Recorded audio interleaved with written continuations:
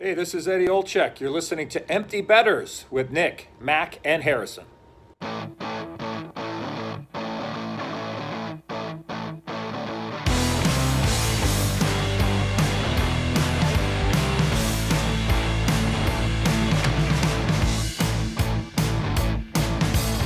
Good morning, everybody, and welcome back to episode 119 of Empty Betters. I'm your host, Harrison Scholes, and I'm going to toss it across the screen to my co-host with the fresh new threads, Nick Manella. How we doing, buddy? It just like, there's something really cool about getting a new jersey in the mail. And then when you put it on and you remember that the kid whose jersey you're wearing is 11 years younger than you, it really puts things into perspective here, boys. That 2004 birthday. That's fucking insane, man.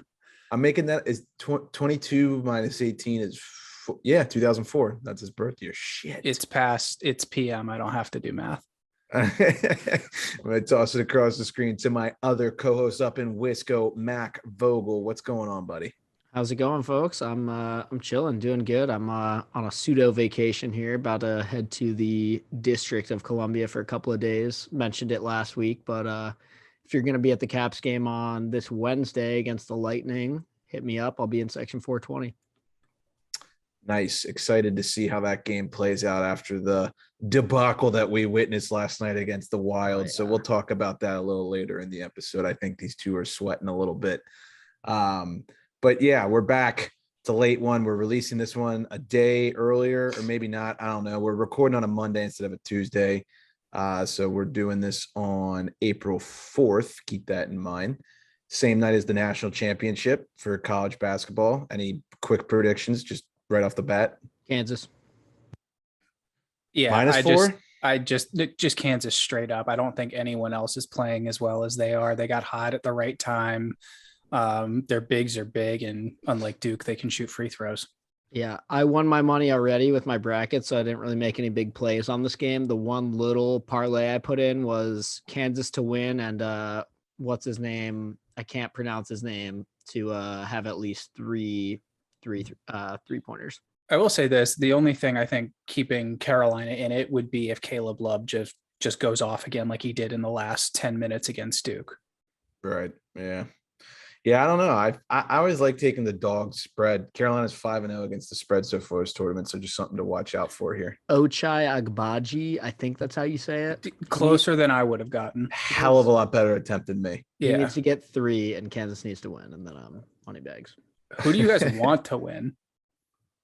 I want Kansas. I mean, it's stupid to say, but they're in the biggest championship drought of the 4 that made the Final Four, which is not even fucking a drought. It's like 15 years or something like that. Right. But they have choked a lot in recent seasons. I think it's about time for them to just like win one. Also, I just don't like UNC. Something about that school has always rubbed me wrong. I can't root for either school. No, I feel like you can't. North Carolina basketball schools just, they reek of hate pretty much. So yeah, I'm gonna go with Kansas over there. But we're going to start off this episode with the bad beat of the week. I actually know these guys, fellow listeners of the program, my buddies, Cam, Brad, and Chris over in the Marshall Street area in Baltimore. They had Devils money line against the Panthers on, I believe it was Saturday. It was 6-2 Devils. Yachtlender had nothing to do. Yachtlender takes one step into their house. Bam, 6-3. Sits down. Bam, 6-4. Takes a bite of something to eat. Bam, 6-5. Sips his beer. Bam, 6-6. They kick him out of the house because they said they literally, like, there's a video of him just standing outside out the window, like watching the game. And sure as shit, Florida won 7-6. So our sponsor cursed my friends out of a win. God damn, man. On the other hand, I cashed in on a Florida Panthers live bet. As soon as I saw it was 6-4, I was like, yep, they're going to win that game. There's still like 8 minutes left. Yeah, they're going to win that game. Like a 4-point deficit for them is like a 2-point deficit for any other team. Just as long as they have more than 10 minutes on the clock, they're fine. I don't have the exact stat. I know I read it somewhere, but I believe the Panthers are averaging the highest like goals scored per game since like the 96 Penguins or something when Yager and Lemieux just went the fuck off. It's something crazy like that. But They're scoring a ton of goals lately. It's pretty insane. Before we get to the episode, I do have a question of the day. Someone asked me this over the weekend, and it got my my gears turning. And you guys are pretty big music fans, much bigger than I am. So I wanted to hear your thoughts. So you've got like a gun to your head or whatever. Someone's gonna like kill your family. I don't know. You gotta pick a song, and you have to do like some type of physical challenge, whether it's like a bench press or like X amount of push-ups, whatever. Let's say you got to bench a weight that you like have never like benched before, and you get one song to try to power you through that. What's your one go-to song that just amps you the fuck up, and you're like, okay, if this is playing, there's some type of chance that I'm not gonna die right now. So I like, know I'm what's putting you guys what's on the spot. song? Like, if you had to run through a brick wall to like save your family, what would it be? Yeah, That's a good one, man. thank you. That is I mean, a I good didn't one. really. It's I didn't sort really of like think of it. sort of like a spin-off of like the walk-up music question for baseball that we've asked before, where it's like, what's like a good pump-up song? But this is like really the end-all be-all of like, End all be all. Yeah. yeah. Let me think here. Is it bad that like the first thing that comes to my mind is like Break Stuff by Limp Bizkit? No, I'm kind of thinking along the same lines, because like normally when you ask me pump up, I'm thinking like hip hop or like some good like EDM or Yeah. something like that. And that's probably what I would say for a lot of the like walk up songs for baseball type of thing. But if you're asking me like what song is actually going to power me through in that, like it's got to be something really intense. Like I Yeah. was going to say the first thing that came to mind for me was something by Disturbed. Yeah, I can see it. Well, you're a big Disturbed guy, aren't you? I recently got back into them. I mean, I listened to like some of their hits when I was younger because it was good like hockey locker room music. But my Yeah. roommate has like one of their albums on vinyl, and we threw it on kind of as a joke once over the summer and just got way into it. It's actually a really good album. But I think my answer would be Voices by Disturbed. It's actually Okay. the first song on that album. Okay. What would you say, Respect. Harry? So I would go more like in the hip hop field. I mean, I've recently I've been on a big Dirty Honey kick. Surprise! I know Nick's like, yeah, Go obviously, figure. duh. Great music, but for me, I think I'd probably have to go like rap hip hop. I was listening to something today, and it always like does get my juices going. I'm a big Tory Lanez guy. He's one of Okay. my favorites. I would say. I'd say Broken a Minute pretty much gets me amped every single time. I It's a don't know good one. why. I mean, it's just like the it's like that background noise that just like has like the rhythm going, and you just like nod your head to it. And you're like, okay, I can pretty much do anything at this point in time. Yeah.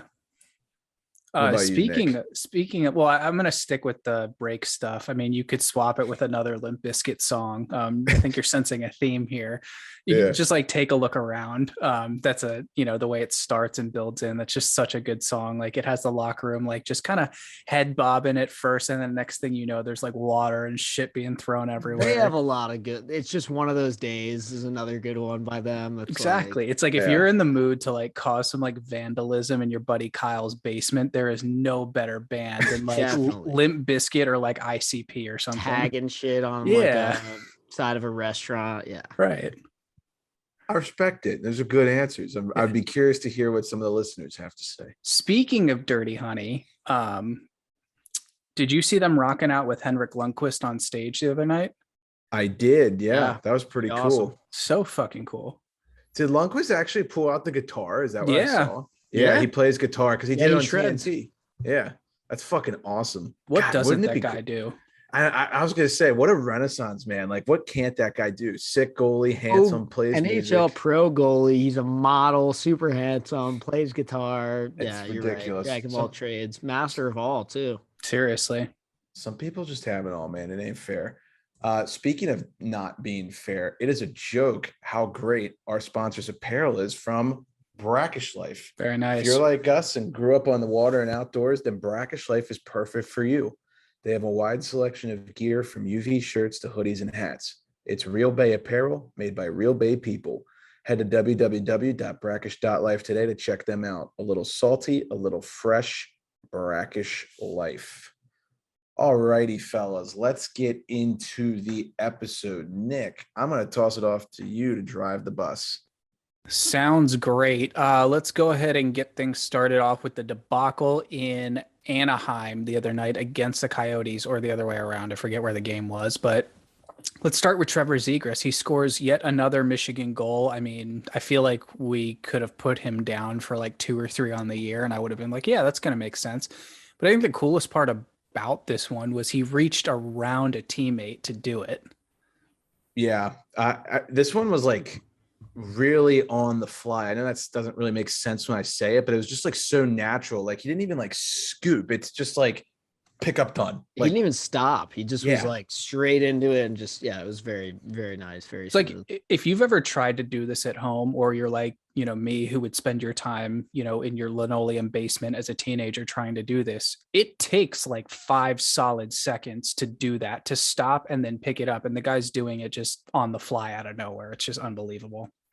I would love to hear how many times he tries it in practice from one of the guys on the Yotes. Yeah. I'd be curious to hear that. But I think that there's a little more that goes into the storyline here other than just the goal. Definitely. So we have Jay Beagle, former cap, just absolutely beating the wheels off of Troy Terry. Basically chaos ensues. Did you guys see the incident? What were your thoughts on it? Before we comment, I think it would probably be important to note the color commentator for the Coyotes, Tyson Nash. His comments are really what I truly believe made this clip go viral, maybe not necessarily the action itself. So basically, to give some background off what Nick was saying, Zegras scores this goal. The Ducks go up 5-0. I believe it was like 2 minutes left in the third where the Ducks had the puck. And It was at least like, it was less than like 5 or 6 minutes maximum. Yeah, and then one of the Ducks players was jabbing at the goalie. I don't know if it was Terry or not. I just know Terry ended up taking the beating. And basically Jay Beagle's wires crossed and just beat the wheels off of Terry. So And it was Zegras chipping at the puck after the whistle, and what happened was Beagle cross-checked Zegras for doing that, and then Terry came in to try and defend Zegras, and that's when Beagle beat the wheels off him. and then he got the wheels beat off of him. And Tyson Nash said during the scrum, quote, "That's the problem with these young players. You want to embarrass guys, you want to skill it up, you better be prepared to get punched in the mouth." Zegras had some strong comments regarding Beagle's actions after the game. I don't have the direct quote in front of me, but he basically said it was a gutless play for him to cross-check Zegras in the back and then beat the wheels off of Troy Terry, who's obviously not a fighter and has no experience doing so. So long story short, this all went viral. People had a bunch of mixed reactions. I know that this is a little bit of a controversial topic because it's more like old school hockey versus new school hockey, and then the two worlds collide. I would be curious to hear your two's opinions before I give mine. Well, I think like if you're Tyson Nash, I think what you're trying to say is that this is a tough game. Like if you're gonna dance around out there, like you're gonna have to stick up for yourself eventually. I think that's what he was trying to say. I think it got like the way he delivered that message is just polar opposite of what he intended. So poor delivery. Yeah. And, that could have been just, frustration with the game, frustration in the lack of call. I know he's heavily involved with the Arizona organization. He calls games for him. But that was my take on it after hearing his words. Mac, what do you think? I have a couple thoughts. I think you're spot on with that so far for sure. My main thing is like, I don't think I have really any problem with the cross check on Zegras. I mean, like if you're digging after the whistle like that, you kind of got to expect to like get a little like tap on the back at the very least like that. And it wasn't like it's not like he like clobbered him. It was just like your classic lower back cross check and he fell down. Now, to me, if you're Troy Terry and you're going to come into the like crease with your hands up like that, flying in at a guy like Jay Beagle who's been in the league for a long ass time, you kind of got to know what you're doing. Like I know he wanted to stick up for his teammate and I respect that for sure. But I mean, he's got to kind of expect you're punching out of your weight class. It sort of goes back to like the Tom Wilson and Panarin thing last year in a way, right? Where it's like, well, if you're hanging on the back of one of the league's biggest heavyweights, then like what do you think's going to happen, And I don't want to make this a big discussion that we don't need to get into. But the one other thing I will say, and I think it was Tom Gulitti posted this today on Twitter, and I thought this was a really good point. Everybody is kind of talking about this situation as if Beagle's some like big goon in the NHL. He's had like one other fight in the NHL in his entire career, and it was in like 2011 or something like that. Like it's not the kind of player he is. I think this is another example, just like the announcer. It's a dude who got frustrated, dude who was annoyed. He's at the tail end of his career. I'm sure he's like probably not the biggest fan of the Michigan and all that shit, and like knows that he's kind of getting pushed out of the league by younger guys. And that's the way it is. And there's, he's going to have to come to terms with that. Obviously, I'm not saying what he did was right, but I am saying that people are making this into something that it's not, saying that Beagle's some big goon and that he's like a dirtbag for this. I don't know. Yeah, I agree. I saw that tweet, by the way, and I thought it pointed out, his history pretty well, and that he's not really like this big goon that people might be painting. I think, to be honest, the reason the clip got so much traction is more so because of Nash's comments over top of like the action, as opposed to the action itself. Like if you muted the television and had no commentary, I don't think that this would be going all over the place. That, and then the pic of Terry's face after the game, where his eyes like all swollen and bloody. Yeah. I think that's what did it. Yeah, that too, right? But I mean, look, like what I don't know, and maybe this has been announced since then, but if Beagle's cross-check and beating the pulp out of Terry had some type of direct correlation to like the goal that Ziegler scored, then yeah, I think it's kind of a scumbag move. Like, the guy scored a sick goal. Get over it. Like it happens all the time, right? But I don't think that's really the case. I think it was more so like it was 5-0. Zegers did one little thing that happens pretty frequently, where Beagle, said, okay, it's cool to like let out my steam here. It's legal, right? He just kind of took a pickle jab at my goalie and he cross-checked him and then beat the wheels off the first guy that came up to him, right? So initially I thought this was like a lot scummier than it was. I think the part that has people pissed off is the Tyson Nash comments where he says, oh, you want to show off your skill? Well, then you got to pay for that. It's like, well, I don't really necessarily agree with that, right? Like, well, you're right. And I think too is Nash's comments make it seem like the Zegras goal is what resulted in that play. Right. And to me, you're exactly right. It's Nash watching that game, and Nash is an older guy too, obviously. And so he's watching this, and he probably doesn't like the Michigan personally. And he wasn't shy either. Guys like Jay Beagle getting pushed out of the, so it's not even probably so much Beagle that feels like that. It's probably more so Nash, and he's seeing what Beagle's doing, and he's like, yeah, get him, because I don't like what they're doing to the team that I work for, So it's like one of those things. But the last thing I'll say is I don't know why people get mad at this move or like, the skill level in general, when this is like the 4th or 5th time Zegers has done this in the last like 2 seasons. Well, it works. That's a great point. And I think that the thing is, it's not a novelty anymore. It's not just him that's doing it. We've seen Philip Forsberg do it. We've seen Svechnikov do it twice. We've seen Kuzi try it twice.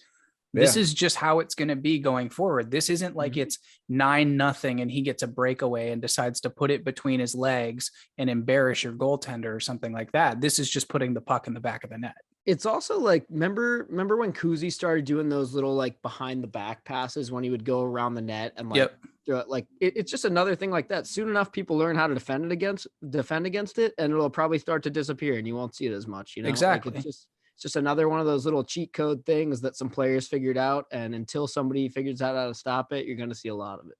Yeah, fully agree. I thought we broke that down very nicely if you want my honest, unbiased opinion. Yep. Let's move on to another punching incident. Taylor Hall was fined $5,000 for punching Toronto's Ilya Lyubushkin. Pacioretty did the same thing to Chris Letang a little over a month ago with no fine or disciplinary action, but no one really cares about that because we're talking about the Leafs here. So Harry, we'll get to your other team later, but let's focus on the Leafs for now. Also, you're allowed to do whatever you want to Chris Letang. That's legal. It's in the Geneva Convention. Thank you. Anyways, let's pull it back. I saw this punch live. Oh, what was your live reaction? This should have been a suspension. I'm sorry. Yeah, You gotta give me a game here.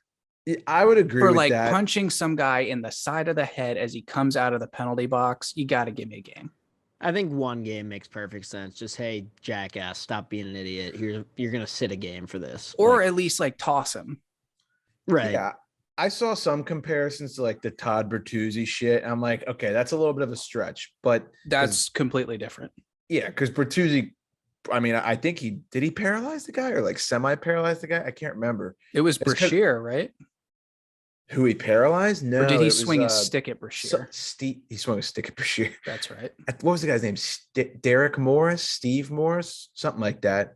It might have been Derek Morris. I think it was Derek Morris, but he punched him in like the spinal cord while he was laying on the ice. Hall punched this guy in the side of the head while he was upright, not justifying what he did at all. But yeah, I'd agree. Probably a game. Although, like I said, Steve Moore. Steve Moore.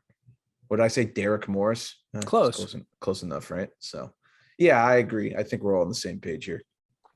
Yep. Evgeny Malkin now has the most assists all time amongst Russian-born players and is 2 apples shy of just 700 career assists. He will join a club of 22 players to have 700 assists in under 1,000 games played. All of them are in the Hall of Fame. I don't think it's any secret that Gino will be there at some point. Not top 100, though. Yeah. Speaking of not top 100, the Philadelphia Flyers and Mike Yeo ended Keith Yandle's Ironman streak Saturday night against the Leafs. His streak comes to an end at 889 games in a row. That is 989. 989 games. Long day. That's 13 years without missing a game. The last time he missed a game, the iPad was 1 year away from its initial release. Phil Kessel now has the longest active streak and could beat Yandle's record. Kessel has played in 968 straight games, only 21 behind Ian's. So first and foremost, I do want to say that the comments about Phil Kessel now having the record are hysterical. One of the best ones I saw was one of his teammates said like, all the nutritionists are scratching their heads or something like that, or like doctors everywhere are just baffled. But what do you guys think about this? Because the internet was not pleased. Let's just put it that way. You know, I kind of get it, but I don't get it, right? Like, I guess Yo's reasoning was we have young guys who need to get experience. We're not going to make the playoffs. This is the smartest decision. And to his credit, Jans has not had a good year. If you look at the stats for what he was pulled over to Philly to do, he's not doing too hot. But why him? Like, I saw some people saying you can't let him get to 1,000. Let him at least get to 1,000, right? He's 11 games shy of that, which I agree with. There's definitely someone else in the lineup you probably could have taken out. So I see both sides. I think it sucks for him. A lot of the teammates were upset for him. I saw that the teammates were like coming up to him like, "Hey man, I'm so sorry." Like, but imagine being the guy who is like taking over his spot. It was that rookie kid who made his NHL debut from I believe Minnesota State. Can't think of the name.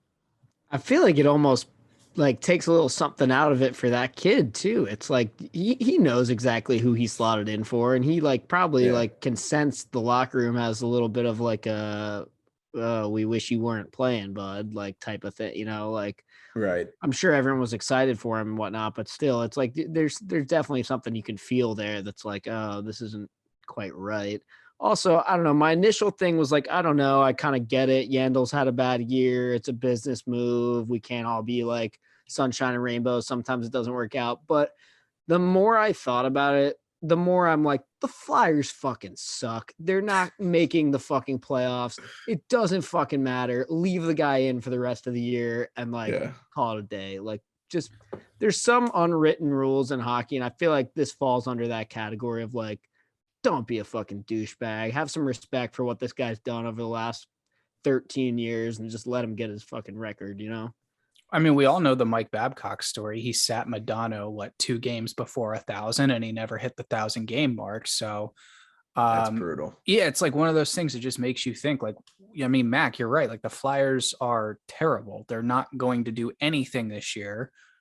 Why would you like, and at this point in the season too, like, let the dude play 11 games. There's probably only 11 games left on their schedule anyways. There's someone else you could healthy scratch to get some young legs in there. It didn't have to be him, I don't think. Like, And they all fucking suck, right? So yeah, it's like or they're just unproven, but like still.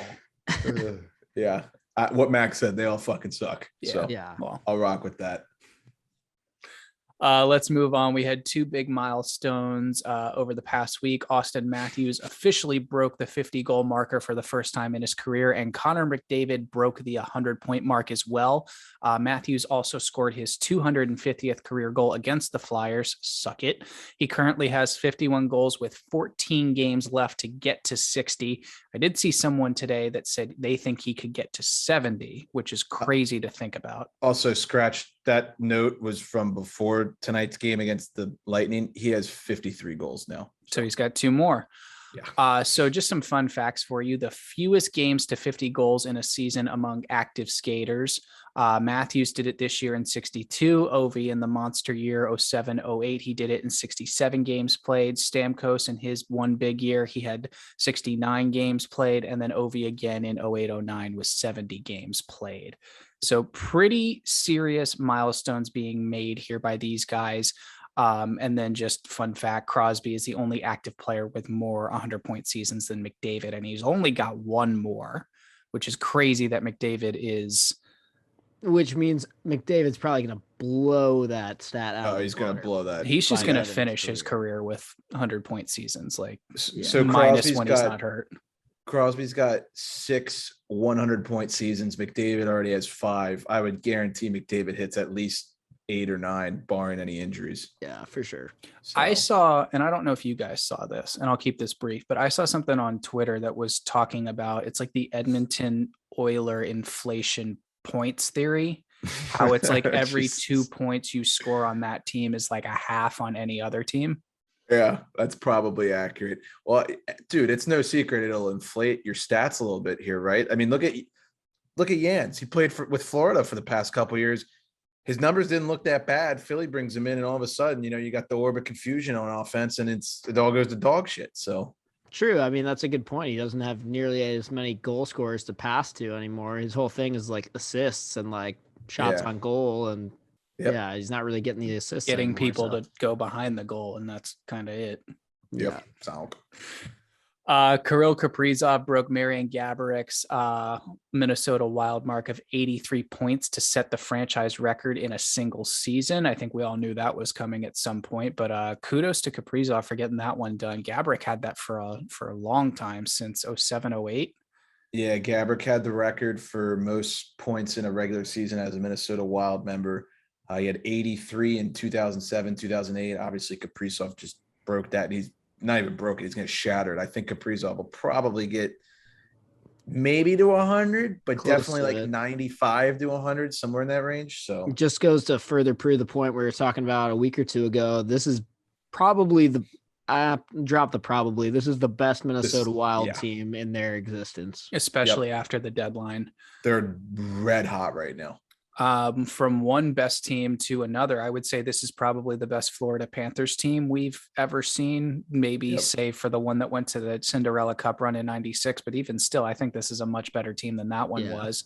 Yeah. They are the first team this season to clinch a playoff berth with 102 points. What more can you say?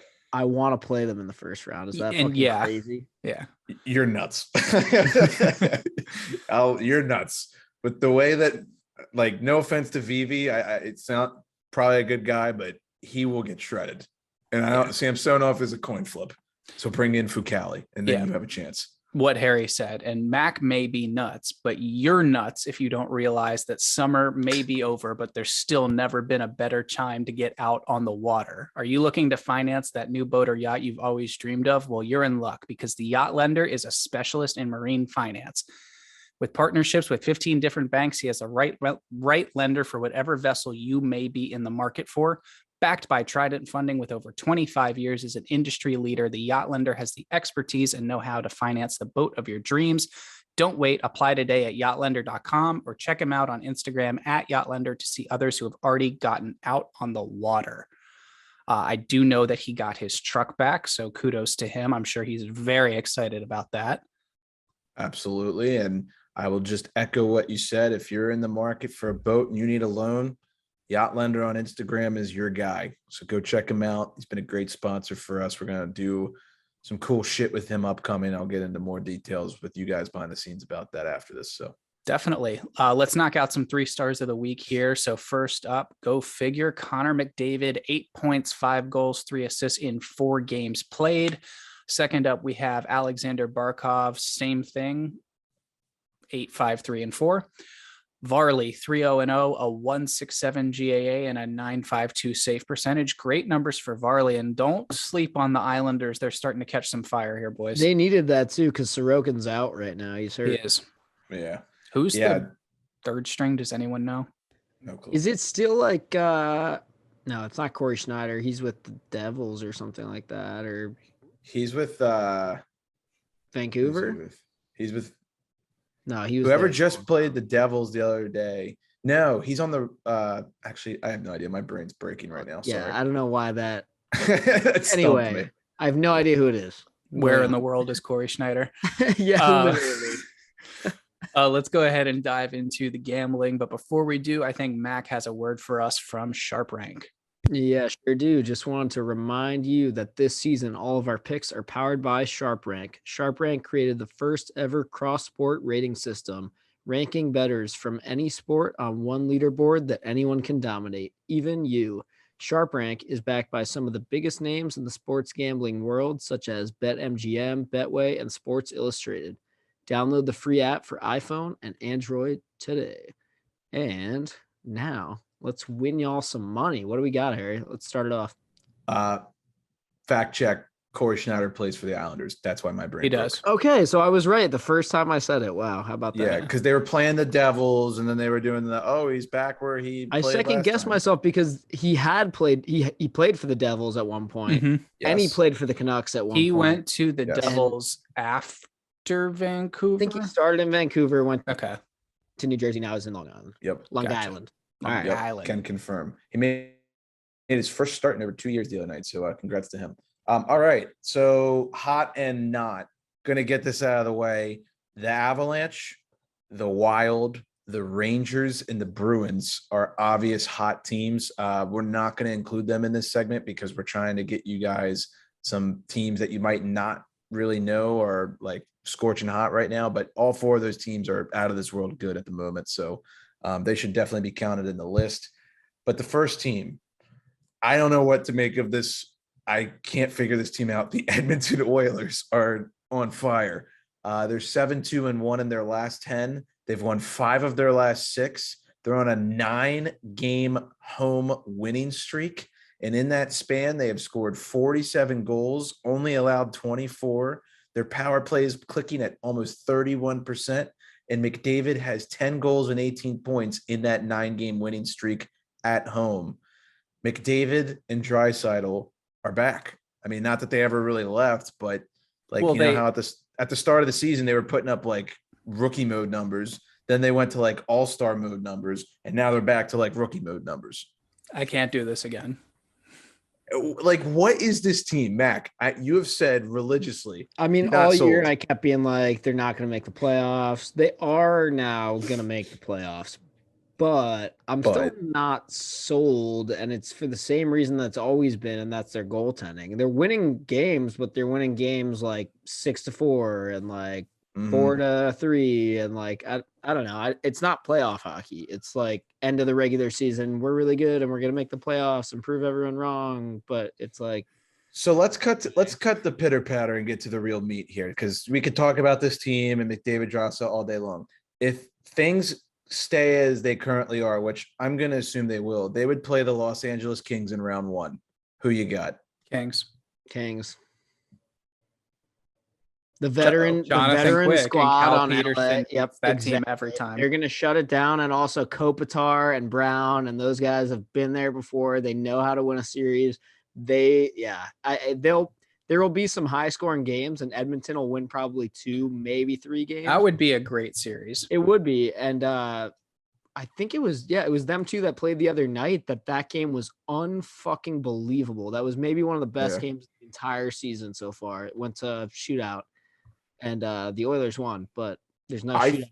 I don't think that's a cakewalk series at all. And No, I think, no. 6 or No, it'd be a 7. good one. I Yeah, think, 6 or and I 7. think it depends on Drew Doughty's health because I believe he's still out, and don't think, I don't think the Kings could beat the Oilers without their number one D man. I think you're going to need him. Their young guys are playing really, really They are well. playing really well. And that's They just are. like one of those things where it's like if you have the veterans and then you've got the young guys who have the legs, you just never know what's going to happen. I think, when it comes to talking about the Oilers in this, I'm laughing in my head because we have said the same things about this team Like throughout 3 the years. entire year. They've just been playing to different levels. They've either been really bad or really good, but we still say, well, they're scoring a ton, but I'm still concerned about defense and goaltending. Like, Yeah, the right. message doesn't change. I don't. Yeah, you're right. I don't even think I could answer that question because I want to say Oilers, but I don't. If I say Oilers, that means the Kings win. I will say we need that series. Like the world need that. The West needs that series. That hockey game was unfucking believable. Go watch like the 5-minute game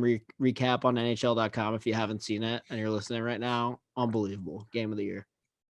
Our next hot team is these two guys' favorite, the Vegas Golden Knights. Don't look now, but VGK has now won 5 games in a row. They have scored 5+ goals in their past 4 home games. They've scored 5 or more goals in each of their past 4 home games. Eichel has 4 goals in his last 5 games played, so he's starting to heat up, and they're 1 point out of that second wild card spot behind the Dallas Stars. Actually, I believe that was as of yesterday. Now they're a point ahead of the Stars, but the Stars have like 3 or 4 games in hand. Vegas really needs to, I'm going to say off the top of my head, they have like maybe 13 games left. I don't know if that's true. They need to go at the minimum 9-4, I would say. Mac, how's that rest of the schedule look? Yeah, I'm pulling that up right now if you want to give your 2 cents on the matter. So I shit on this team constantly. I was sitting down today, definitely not blowing my job off, looking at these notes, trying to think of what I had to say about this, but and I was trying to just be objective as I can. I just don't want them to make the playoffs because I'd rather Vancouver make the playoffs. Yeah, I think that's going to be a tall task because Vancouver's pretty far behind at this point. I do think it's worth mentioning. I think these two teams play each other like 3 times in the next 2 weeks. So that's going to be huge. The Vancouver NHL is pretty much toast. Winnipeg is pretty much toast. It's pretty much going to be Dallas or Vegas, or I guess there's a chance Nashville could shit the bed. They do have a pretty tough schedule down the stretch. I think with the Knights and everything, just looking at how tough the West is now. I mean, if they get in, great. I think they could make some noise in the playoffs, but I don't know how deep they could go. Yeah, I don't, it's hard to get a read on them. Like, would they, is Lehner going to be enough to get them to the 3rd round, especially is he even healthy right now? Great question. We've changed the God story knows. like 1,000 times. So Yeah, torn labrum, hip surgery, back out for season 2 weeks. I don't know what's going on. Gunshot wound, missing leg, who knows at this point. Here's a couple things I'm going to say. The Los Angeles Kings might have the easiest remaining schedule out of any team left. Let's see, 1, 2, 3, 4, 5, 6. Their final 6 games of the year are against as follows: Columbus, Anaheim, Chicago, Anaheim, Seattle, and Anaheim. Or Vancouver, sorry. But still, all non-playoff teams that I just mentioned. But on the contrary, Vegas and Nashville and the Oilers all have a lot of tricky games left. The Oilers, actually, we were just talking about them. They could, I just said they're going to make the playoffs. I might change my mind because listen to this string of games they have coming up. After they play the Sharks, they play Los Angeles, Colorado, Minnesota, Nashville, Vegas, Dallas, Colorado, and then the Penguins. How many at home? Let's see. What team is that About half. we're talking about? That was the Oilers that I was just reading off their upcoming schedule. So That's rough. that's a lot of games that they might not win. Rough. Yeah. I think the NHL has its scheduling figured out now. They know that the Caps are going to have to play the Islanders twice before the year is done. They know how to do this. I feel like we're kind of due for a win and get in game Be careful what you say here, big guy. Oh God. It's Oh, been 10 God. years, right? Since the one in 2012 Yeah, with the I'd Rangers say- and the Florida, right? Flyers. Rangers and Yeah. Flyers. Oh, that's right. The Yeah. one The that went to shootout. shootout. Yeah. Mhm. Yeah. Which Be would be careful what the you ask for. worst thing ever if like Don't say it. I'm not Don't- going to say it. Don't say it. But speaking of what you're thinking of, the next hot team, the New York Islanders, they're 7-3 in their last 10. They're riding a 4-game heater. They're 11-4 in their past 15 games. Anders Lee has 3 goals and 8 assists over the last 10 games. He's definitely stepped up, captain of the team. You know, he's going to be showing up here late in the season. Don't look now. They're 11 points behind the Washington Capitals, and they have 1 game in hand. And the Caps and the Islanders play each other twice in the Islanders' last 3 games of the season. They do. My only sort of like thought about reassurance for this, and I was texting with Mike Comparetto today about it, is the fact that their schedule, the Islanders, down the stretch is It's not, rough. it is It's not easy by brutal. any means, and I don't know if they can hang. They have 14 games left. Only 3 of those games are against teams that are currently not in a playoff spot. Yeah, that's tough. So I have a feeling that this time next week, we're going to have a lot better of an idea of what's going on here, because if they pull in like 7 points of you guys, I would start sweating. I think you're still good. 7 with 2 essentially 4-point swings left in there with head-to-heads, then yes, I would be very concerned. Because those are the Yes. second to last and third to last games of the year. So that could be tricky. But I'm hoping that by the time we get to those games, it won't matter. Like we mentioned, the Islanders still have to play Pittsburgh 2 more times, Carolina 2 more times, the Caps 2 more times, and then they still got to play like Toronto, Florida, the Rangers, St. Louis, lots of good ones. So By the way, I should add Toronto as one of the hot teams. That was a lock that we're not going to talk about. But our last hot team, the Buffalo Sabres, they're 7-3-1 in their last 11. They're on an 8-game point streak. That's 5 wins and 3 overtime losses in their last 8. They're playing spoiler right now for a lot of teams. Jeff Skinner and Victor Olofsson are probably the 2 biggest catalysts on offense, both tallying 7 points in their last 7 games played. What is going on? Alex Tuck has looked real good for them He too has. lately. Hometown guy too. Mhm. Peyton Krebs has been a great addition. Yeah. I mean, I know that was in the Eichel trade, but man, he's a good looking young gun. I think that's one that Vegas is going to end up regretting, especially for how gritty that kid is, all the Yeah. injuries that he's had to battle through at such a young age. I mean, I feel like this happens every now and then. You know, they move Eichel, they moved a couple other pieces. It's sort of like not a who's left, but just like, you know, they're not making the playoffs this season. They don't really have, you know, much in terms of that to play for. So the team just sort of hunkered down and got to work, and they're winning hockey games that way. Yeah, it's simple hockey. And like you said, they're like having fun out there basically, and it's working. So good to see it. I mean, dare I say it, this is a fun hockey team when they're all like playing at their best. They've got Mac's stamp of fun hockey team. We're gonna have to dish that out because Mac. I love when Mac gives out the fun label. Hell yeah. That'll be a shirt sooner or later. Yeah, just keep an eye on the Sabres. They're great money line values at this time of the year. We said it when we had our interview with Turk, but the spreads in NHL games right now are getting a little absurd. So if you've got the Sabres up against, you know, the Hurricanes, maybe not the Panthers because they're like too good, but a team like that, like Pittsburgh, Washington, guys who are probably going to be minus 200 favorites, I would not be shy to throw some dough on the Sabres in that situation. They're playing really good hockey right now. No, and they've held like some of those teams close to like, you know, 1-goal games, 2-goal games going into the third, down the stretch in the third. So definitely good live bet to look at, especially if maybe they've got a goal cushion going into 3. There you go. The who's not, it pains me to say this, but my Pittsburgh Penguins, they're not looking too consistent here lately. They are 2-3-1 in their last 6. Brutal upcoming schedule against Colorado, the Rangers, Washington, and Nashville. They have the lowest win percentage of the 8 teams that are in playoff position in the East besides the Washington Capitals. So am I hitting the panic button? No. Am I starting to get a little pissed off that we can't really get some momentum going here before the season starts? Yes. I it's been a tough couple games. It's like win, loss, great overtime win in Minnesota. And then, a heartbreaker in Colorado. They got to beat the Rangers. That's my key here. They got to beat the Rangers on Thursday. They got the 2 ESPN games this week. They got prime time against the Rangers on Thursday night. And then obviously we play each other, Washington and Pittsburgh, on Saturday afternoon. They got to beat the Rangers. That's my thing. I got to say, I'm pretty confident at the moment that the Metro is going to end the exact way that it is right now. Carolina in first, Rangers in I second, could see that. Penguins in third, Caps in fourth. The only exception to that one is the Penguins and the Rangers could flip-flop. I'm not sure. I'm not sure which will be the 2 versus the 3 seed, but it won't matter because they'll play each other in that situation. So yeah, I think there's no way the Caps move up or down. I have a hard time believing the Hurricanes will move up or down, and the other 2 could go either way. I would much prefer to be road team in a series against the Rangers. Sounds crazy, but the Penguins are much better on the road than they are at home.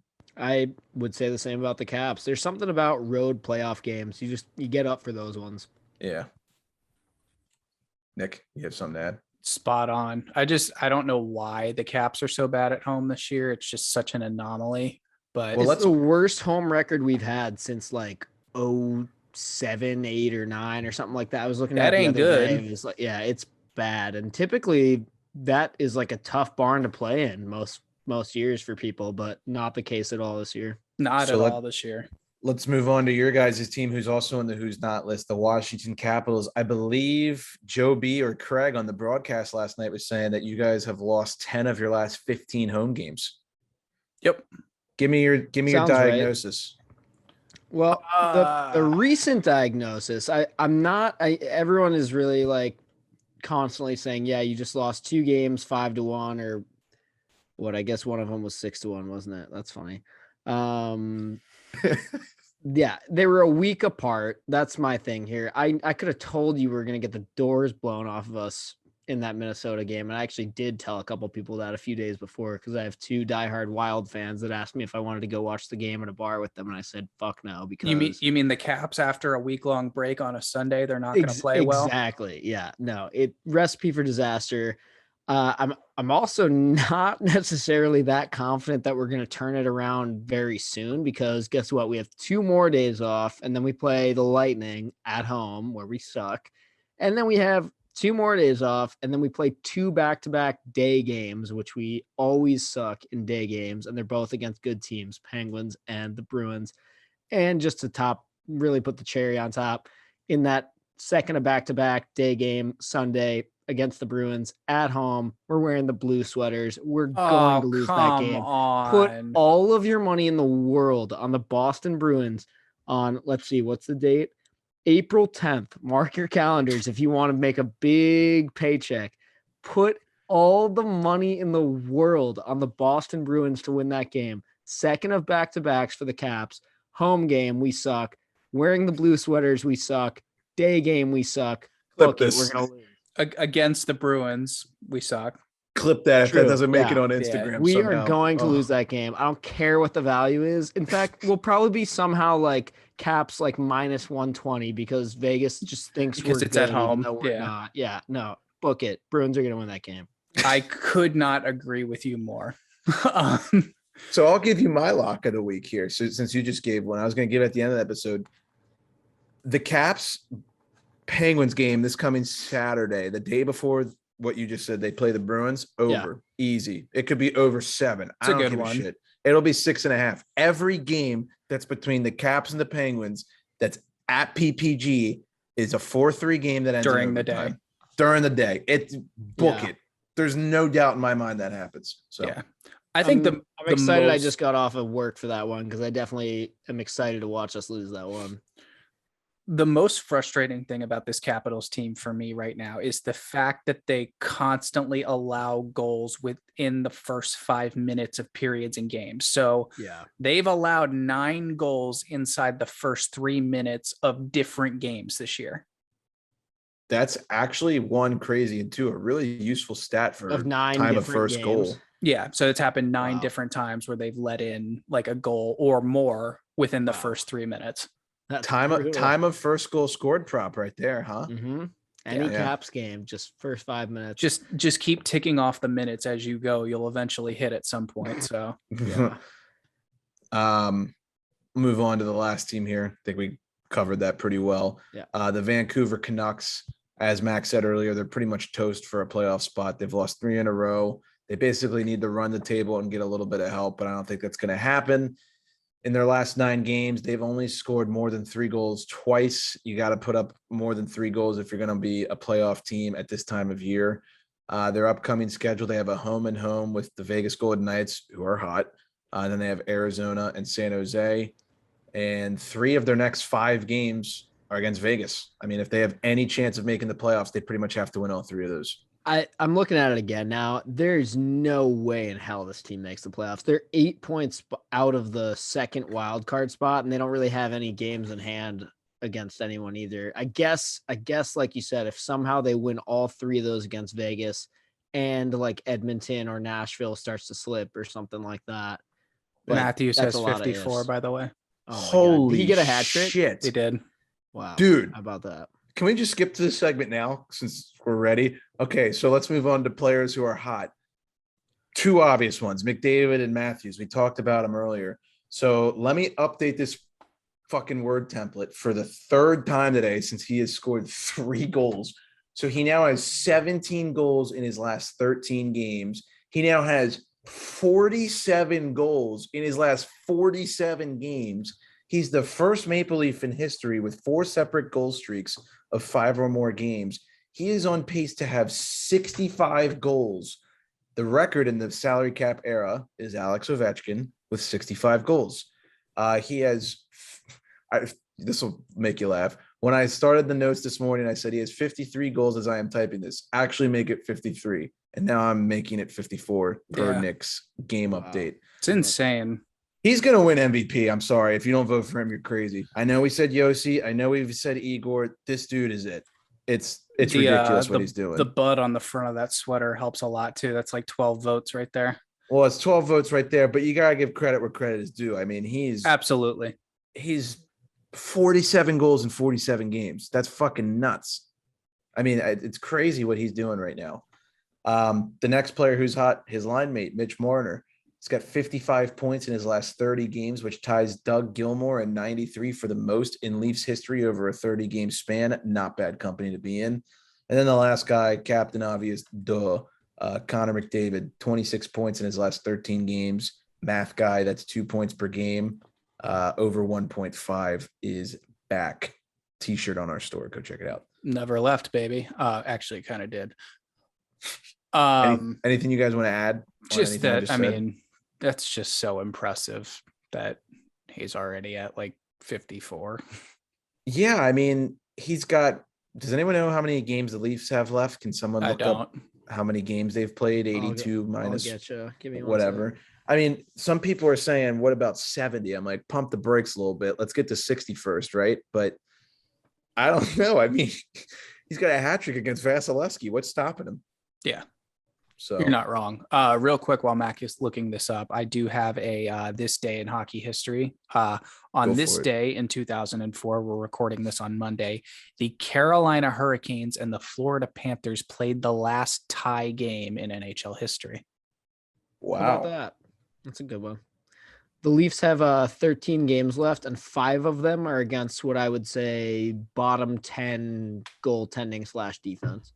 So if he got 13 more goals in 13 more games, which is the pace he's kind of going at right now, he would have 70. No, 60. No, 54 plus 13. Help. Please. I have no 67. 67. Nick, you could have helped me. You're just sitting there smiling. I was just waiting. Yeah, I don't know. The wheels are trying because I'm reading all this stuff on the screen. It's hard, you know. It's late. It's I don't 10, do that. It's 10:30. It's like we can't be asked to do these complex equations at this hour. Yeah, I would Bedtime. agree with that statement. And yeah, shortly after this is over, yes. Last quick thing, just while we're talking about it, overs. Lots of goals being scored right now. These teams are definitely good to bet the over on here as of late. Washington, 11 of their last 13 have hit the over. The 2 times it hasn't, one is a loss and one is a push. Edmonton, the over is hit in 10 of their last 11. New Jersey, the over is hit in 8 of their last 11. And Philadelphia, the over has hit in 8 of their last 11. No surprise because their goaltending's awful. I already gave you guys my lock of the week. Mac did too. We're going to have to clip that. And that's about it here, fellas. Short and sweet, to the point. Yeah, well said. Any last minute notes? Anything you want to add? Nope. Did you guys do anything fun this weekend? I had the worst flight in human history, but other than that, yeah. Basically got back from Austin at 2 a.m. at my place when I was supposed to get back at 11 because BWI had a storm. So they tried to land the plane for 45 fucking minutes outside of like the West Virginia area, just going in circles. And then they tell us at like 11 at night, nope, we can't land at BWI. We're going to land at Dulles. So I landed at Dulles. Fun. Land at Dulles at 11:30 at night. Have to Uber from Dulles to BWI, get to BWI, get my car, daily garage, shuttle, car, Taco Bell, then home. Nice. Got home at like 2 a.m. It was fucking miserable. That sounds tough. That's absolutely brutal. Awful. I hate American Airlines. Fuck them. I'm a If there's Southwest guy. anything Southwest like every time. That's why I'm flying tomorrow. Yeah. There's nothing that pisses me off more than getting off an airplane, having to deal with BWI baggage claim, and then getting on that stupid ass bus to go to your car. Hate the shuttle. And for all you schnobs who are like, hourly garage, you don't take the shuttle. Yeah, not money not bags paying over like here. 40 I bucks just a don't day park to at the leave my airport. car. Yeah, You just got to have a that good too. friend that's just willing to pick you up. That's Or really Uber. the only good way to like leave the airport. Also, it's like if you think about it, like even if it's like a $40 Uber there, that's still cheaper than leaving your car there for like 4 days. Oh, for sure. Facts. Yeah, hopefully we don't have any problems when we're in MK in a couple weeks here. So Well said. counting down, Looking super forward excited to for it. that. Yep, Yeah, we'll it's gonna be be awesome. there. Potentially, well, Jackson is going to be there, and then potentially someone else might be there too. But we will keep you guys posted on that as we get a little bit closer. For sure, That's for right. sure. All right, fellas. Well, appreciate you guys this week being a little flexible with the time and the scheduling. Thank you everybody for listening. Go check out our website, www.emptybetters.com. If you want to buy any of our merch, click on the shop and it'll take you to the link. All support is greatly appreciated. Thank you everybody for listening. And without further ado, Blast dismissed.